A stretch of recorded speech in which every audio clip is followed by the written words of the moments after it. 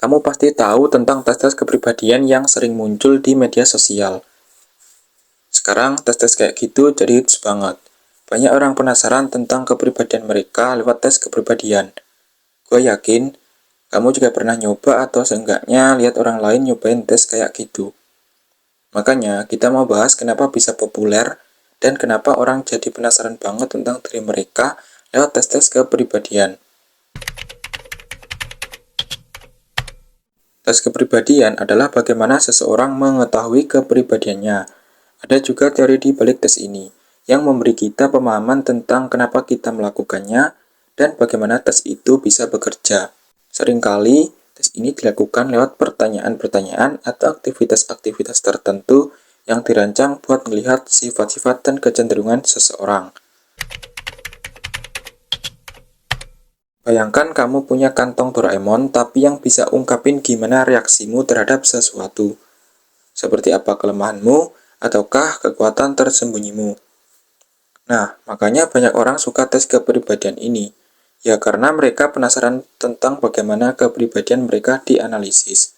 Dan hasil tes kepribadiannya bisa jadi panduan mereka untuk cari jalan buat berkembang, mengerti diri sendiri, dan bahkan bisa bantu di dunia kerja. Tes kepribadian itu adalah alat buat ngecek gimana kamu berinteraksi sama dunia di sekitarmu. Atau kaca pembesar dalam hidup gitulah. Makin kamu paham tentang dirimu, makin gampang buat kamu ambil keputusan penting dalam hidup. Jadi, pentingkah ini?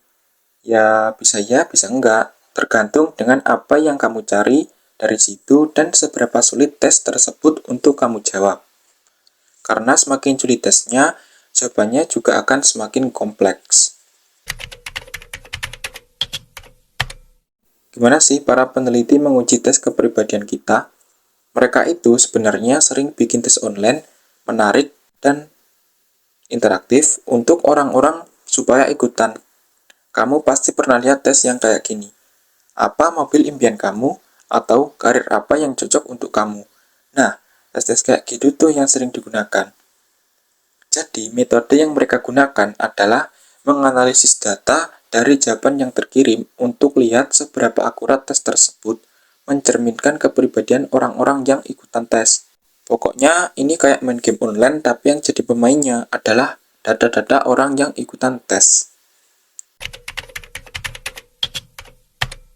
Biasanya, tes-tes ini ngasih kita pertanyaan atau situasi tertentu.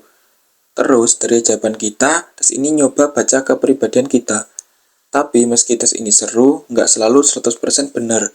Karena ya namanya perkiraan, mungkin hasilnya bisa membantu, bisa juga malah membuat kita bingung karena hasilnya di luar dugaan. Makanya, isi tes ini saat situasi dan mood yang baik, supaya hasil yang diharapkan lebih akurat lagi. Tes-tes itu memang bisa memberikan gambaran tentang kepribadian, tapi tidak selalu 100% akurat. Banyak faktor yang bisa memengaruhi hasilnya, seperti situasi dan mood kita saat mengisi tes. Jadi lebih baik jangan terlalu bergantung sepenuhnya pada hasil tes kepribadian.